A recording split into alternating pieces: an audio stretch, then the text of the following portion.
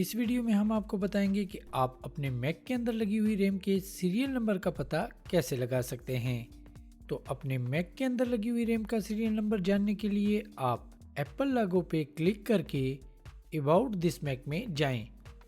यहाँ पे आप सिस्टम रिपोर्ट पे क्लिक करें और लास्ट में सिस्टम रिपोर्ट की साइड बार से मेमोरी पे क्लिक कर दें।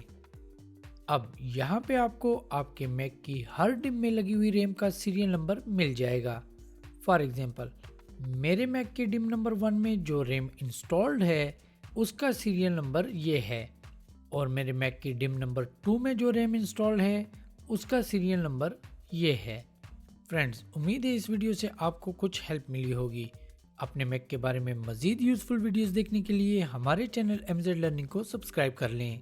Thank you so much for watching. Have a nice day.